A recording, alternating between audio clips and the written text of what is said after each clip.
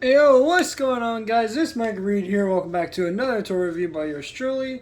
So today, as you can tell by the title, we're doing yet another Hexbug review. Gee, what a surprise. It's almost like I like this company's stuff or something.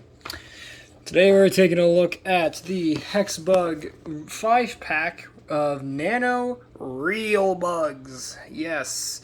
So, before we get too far into this review, I will say this, that with these real bugs, which of course are based off of real insects, and for those who are sensitive to creepy crawlies and just that sort of stuff, you might want to stop watching because, yeah, these, despite the fact that clearly these are just robots, right? Oof.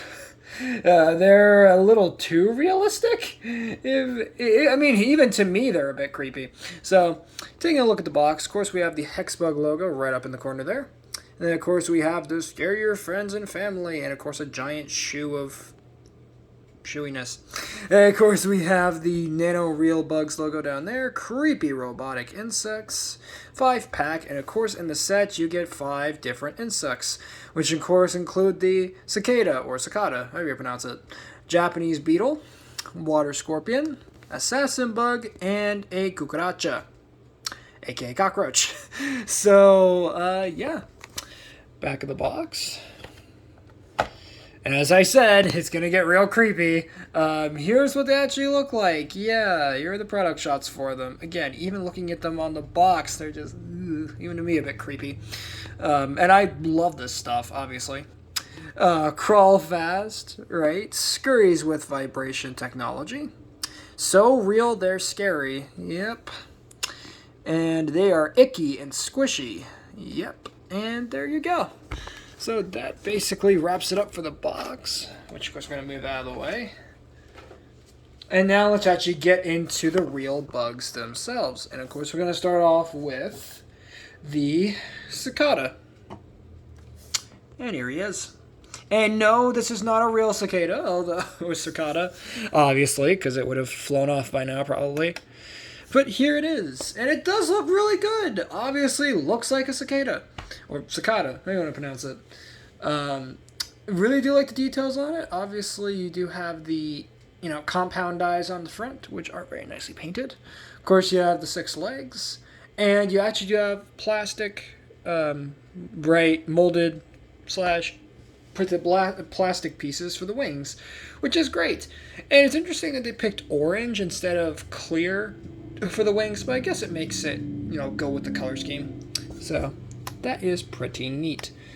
And I get up close with it and kind of see its creepy compound eyes. Yeah, ooh, kind of creepy looking. We do have the, or at least, right, sort of a little bit of a tease for the mouth parts, which of course would be down here, but And we don't have the drums on the abdomen either, like a real cicada, because obviously, cicada, right? Because, with the whole robotic element, you can't really get those on there. Nice little detail for the abdomen. We can get a closer look at that. As you can see, very nice speckled printing on the back. And of course the legs and whatnot, you can see it is rubbery. So it's not hard plastic, it's actually rubber. You can give it a little squish if you want to. So that is great. And of course on the bottom you do have the robotic component, which is, you can see, has little brush legs. And again, these are based off of the Hexbug Nano design, which of course I'm sure all of you have heard about the Hexbug Nanos by now. I mean, for God's sake, they took the world by storm, and they still do. But just, nowadays they have like the bigger ones. I think they call them the turbo versions or something like that. I know they have the V2s that can climb up through tubes. I had a couple of those, which unfortunately all of them broke. And I also had the whole Hexbug Hive as well. So yeah, I was super Hexbugged out for a while. Which nowadays I more or less collect their RC robots and whatnot, because I don't really care much for their nanos these days. But anyways, so turning the bot on. Of course, just like the nanos, they do move around. They're gonna, hover around, bump into objects, all that sort of stuff. And of course, just look super, super creepy. So there you go. So there is the cicada. All in all, pretty solid, I think. Next up, let's take a look at the Japanese beetle. So here he is. Obviously, big old Japanese beetle. Turn the light on there so you can actually see it. So here he is. This is the Japanese beetle. Now, back east where I used to live, we used to have a lot of these. Because I had basically like a shrubbery in my backyard. I do have pictures, but obviously not going to show them. But just to kind of give you an idea, like my yard was about like I would say, oh God, if I was to make an estimate, like maybe like 30 feet wide. And then so you'll go out in the backyard from our patio. And there was shrubbery on the left and right sides, kind of making like almost like a natural gated sort of perimeter, of the yard. And then the back was like complete forest. You would just walk back there, and there was just complete forest. It was cool. So sometimes there would be deer back there. It was really nice. But anyways, in that shrubbery, especially during the summertime, we would get a lot of these flying around. I've even been hit by one on the head. It was not fun because it has those little, those little claws on the legs, and they'll get you. They'll get you. So, and I've only seen them like a handful of times out here where I live now, but still, this is pretty cool. So, I believe the other name for these insects is the Japanese flower beetles. I believe is the other name for it, instead of just, Japanese beetles. And I can safely say, yeah, they're a little smaller than this. They are big, but they're not like this big. But they're like, I would say about yay big, like probably about as big as the wing case is, or the elytra, sort of molded on the back here. It'd probably be about that big in real life. But here, yeah, it's just super giant. So as you can see, really nice details on it. Of course, the front, we do have the little head there, which is kind of shovel-like, which is accurate to how Japanese beetles, heads look, as they use those heads to dig into the ground, and that's where they lay their eggs and make more themselves, basically. So if you ever see, because if you see them in nature, they kind of fly around and then they just kind of poof into the ground, and then they kind of just start digging around in there. Yeah, they're trying to lay their eggs, if you've ever seen them do that. But anyways, so really nice details for it. Again, at the back, really nice printing on the elytra. Of course, we do have the thorax there. I believe that's a cephalothorax. No, cephalothorax is for spiders, so no, that's not a cephalothorax. That's just a normal thorax. Of course, you do have the legs, which are very nicely detailed, and again, are nice and rubbery. Of course, we do have the little claws on the end of the legs, and again, just looks very, very realistic. A little too realistic, even. And again, just like the other one, on the bottom, you do have the nano body structure down there. Flip the power switch, place it on the ground, and bombs away. You got yourself one creepy bug crawling at you. And there you go. So that is the Japanese beetle. Alright, now the next three bugs are going to get real creepy. So just buckle up, because it's about to get really creepy. So next up, we have the water scorpion. Oh, God.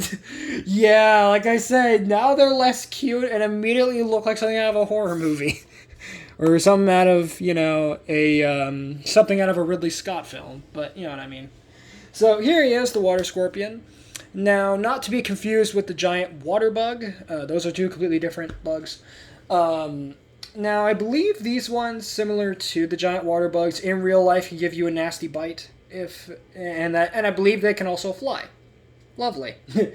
And of course, they breathe out of the water using this little snorkel piece on the back. Forget what it's actually called.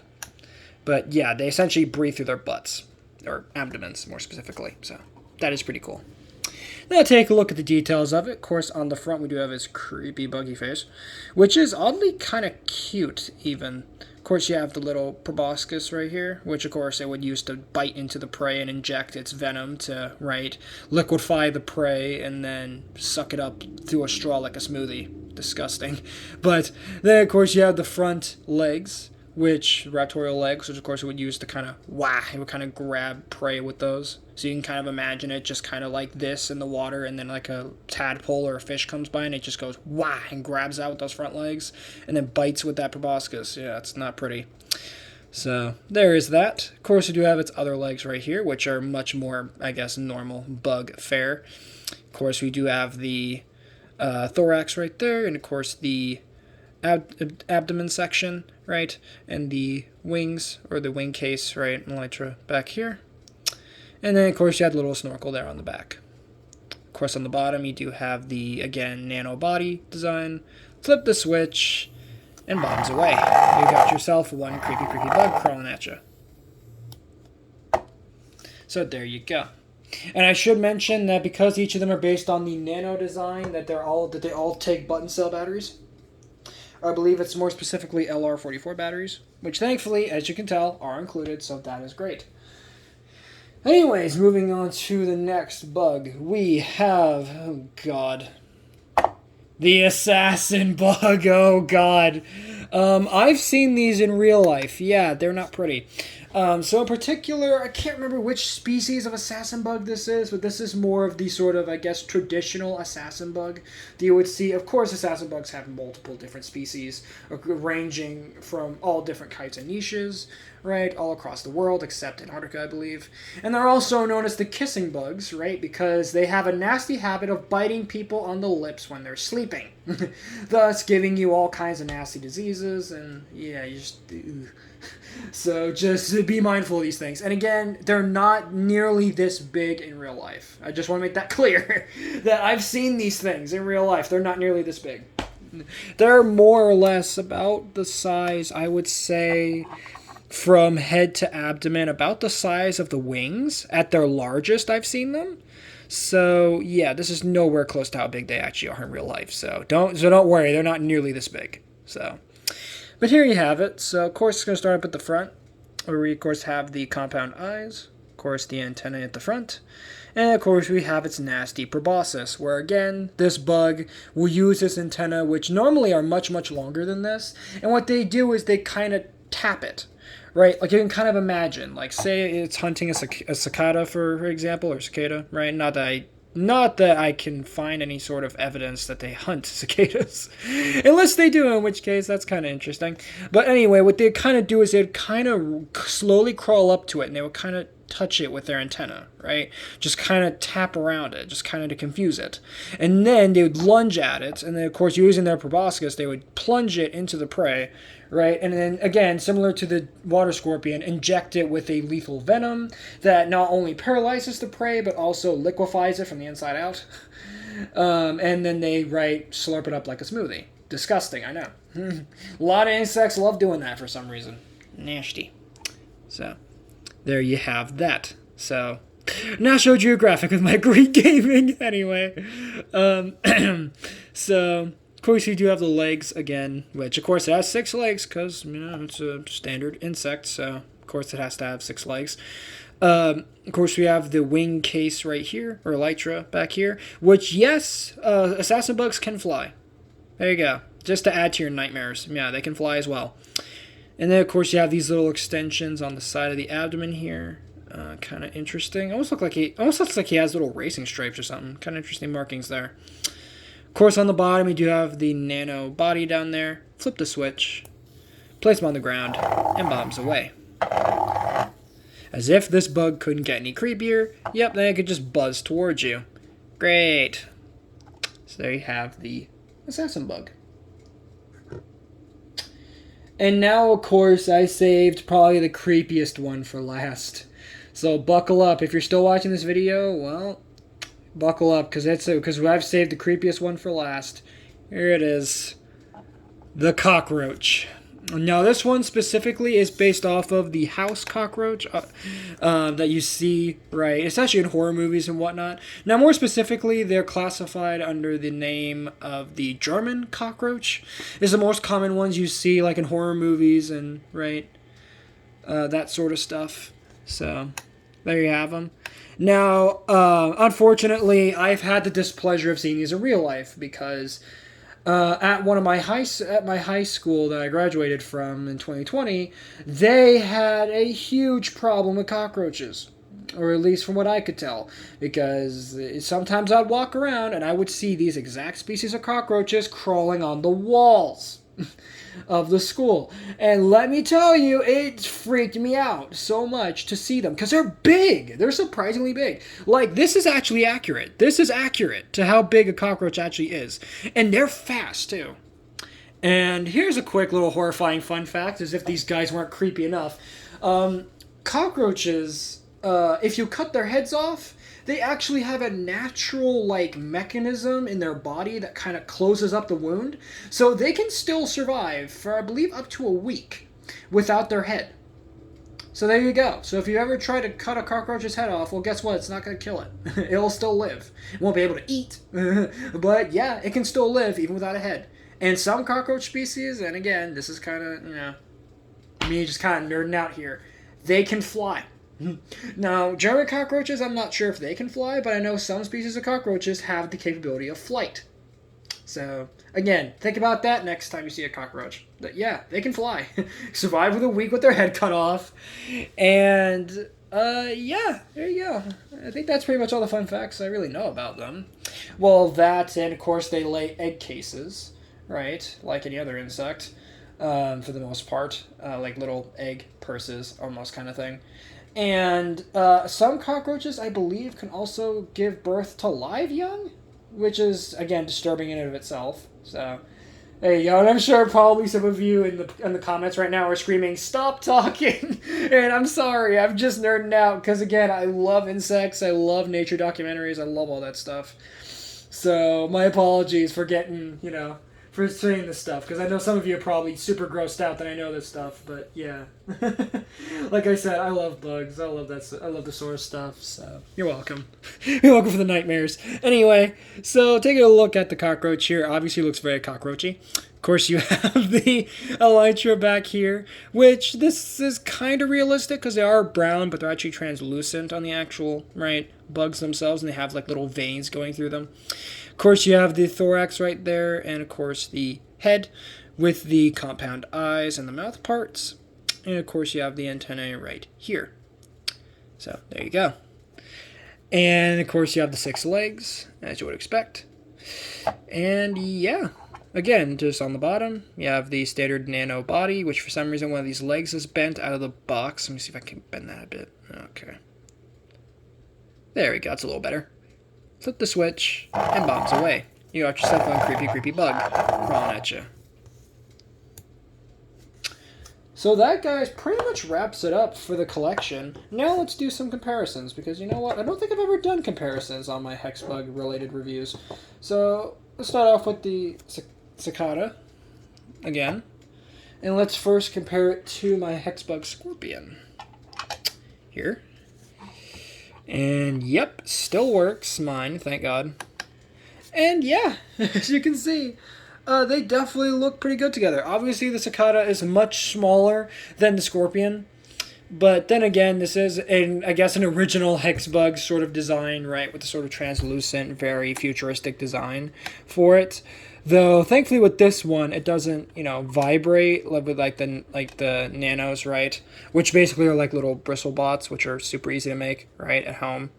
With the right parts, and there's a hair in them for some reason. Where he just kind of buzzes around. This guy actually crawls around using his legs. I've done a review on this guy already, which of course, definitely check out that review of the scorpion. But yeah, so there you go. For our next comparison, let's bring in the Japanese beetle.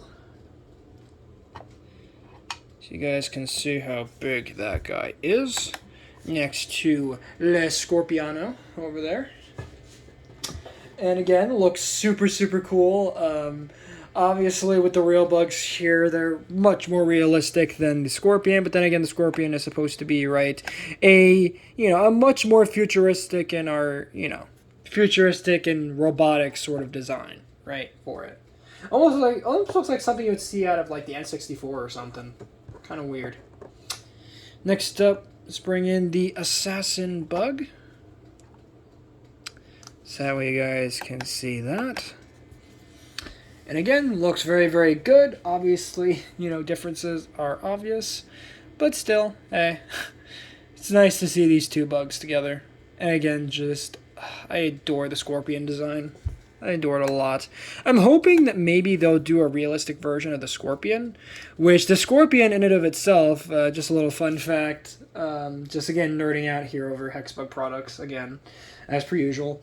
The Scorpion is actually based on the Scarab design that they did a couple years ago, which unfortunately I don't have the Scarab as of this recording, so... But yeah, it's pretty much the exact same design as the Hexbug Scarab they did a few years back, but just modified to now look like a Scorpion. So that's kind of interesting. So next up here we have the Cockroach. German Cockroach specifically. Don't know why they don't say that on the box, but yes, it is specifically the German Cockroach. So, or at least that's what they seem to be going for here with this design. But again, differences are pretty obvious. Now then, let's do some more comparisons. So let's bring the cicada back out here again. You know what? Let's bring out the Hexbug Dragon for comparison. So you have him. And obviously, the Hexbug Dragon is absolutely gigantic. Obviously, you know, quite the large robot here, but then again, it's supposed to be an entire dragon, and of course I do have the wings folded up, so let me actually unfold those because they are posable. So let me just unfold the wings. Yeah. And again, the cockroach is just so tiny. Sorry, not cockroach. Cicada is so small next to the dragon. Really cool to see. Of course, next up we have the Japanese beetle. Or Japanese flower beetle, whichever one you want to call it. So, that is pretty cool. Right there.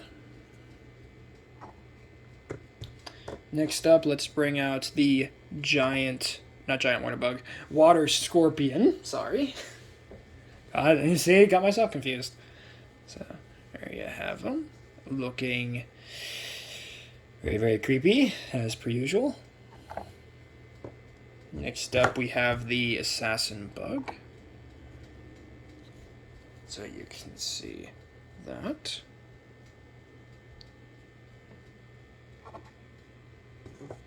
And then lastly, we have German cucaracha. You can see him there.